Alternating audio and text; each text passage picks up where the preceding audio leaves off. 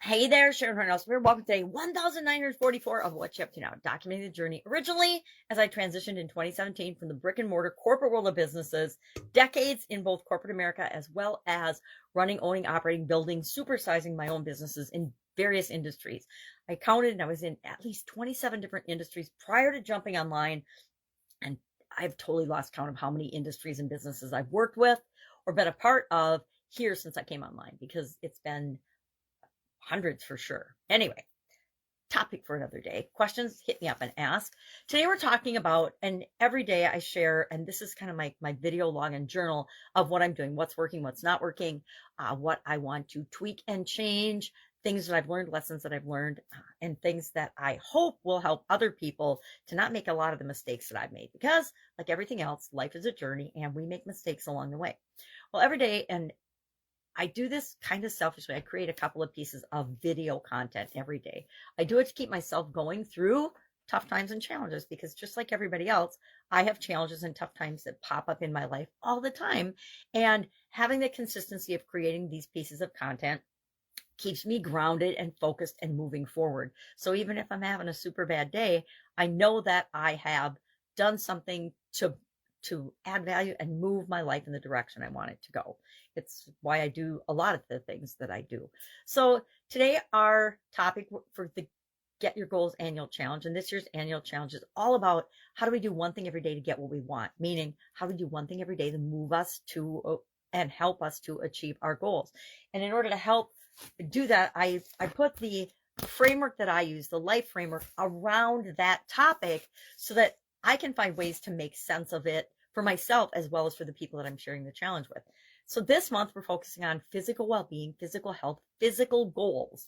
And today's topic was exercise, or is exercise. Talked about different types of exercise, talked about why exercise is beneficial and important to us, not just our physical health, but it's one of those things that when we do it, it doesn't just help us physically, it helps us physically, emotionally, spiritually, mentally, and in pretty much all the areas and aspects of our life. Who has a better relationship because they're physically fit and they take care of themselves? You have the energy to give to a relationship. So we talked about that. We talked about reasons and challenges to exercising on a regular basis and how we overcome those barriers to exercise, etc.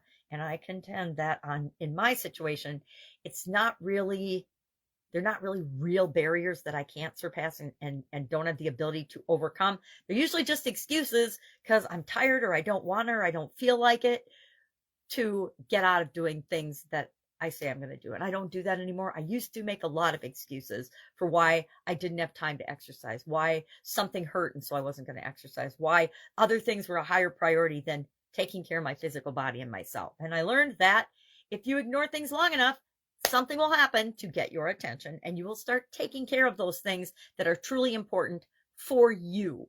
And that's what the challenge is all about. How do we achieve and take care of the things and set ourselves up for success so that we can do, be, and have whatever it is that we want? Our idiom to coincide with that was, and I tried to blow some steam off my coffee, but it wasn't hot enough. It was steaming when I first made it, but it wasn't by the time I did my video for Supersize Your Business. But our idiom today is run out of steam. And I talked about how we don't want to run out of steam when we're growing and building and supersizing our business. Now, building a business, just like any big life project, just like living our lives, it's a journey, right? It's full of ups and downs. So there are going to be low points in our energy and our desire and our confidence and every other area and aspect of our life when we're building and growing and supersizing our business. So I just shared, I don't know, probably 7 to 10 different ways that I have used to recharge my batteries, which is very important, to rest and recharge, to stay motivated, get motivated, to do things that keep me moving forward in the journey of building and growing and supersizing a business. So I shared those. Lots going on, tons going on, a lot of things that I'm just not going to share because they're in my personal life. But if I can help you anyway, just hit me up. You can direct message me on this video. If you're listening to me on Facebook, you can hunt me down by Googling my name, which isn't too hard to find me. I pop up all over the place. Or you can go to my private Voxer, which my handle for Voxer is pajamagrandma@gmail.com. Grandma, Gramma. Why? Because it's easier to spell than grandma or grandmother. And I've been a grandma for 8 years now. So If I can help you in any way, ask. Please don't be afraid to ask. One of the biggest challenges I've had to overcome in my personal life and in my business life is asking for help, asking questions. And it's not for lack of really smart, amazing people coaching me on the importance of asking, because nothing happens until we ask, right? You don't make any sales unless you ask for the sale. You don't make any personal improvements unless you ask yourself and challenge yourself to change and grow and be a better version of yourself. That's it. Have an amazing day. And if I can help you, ask. Otherwise, I'll be with you tomorrow.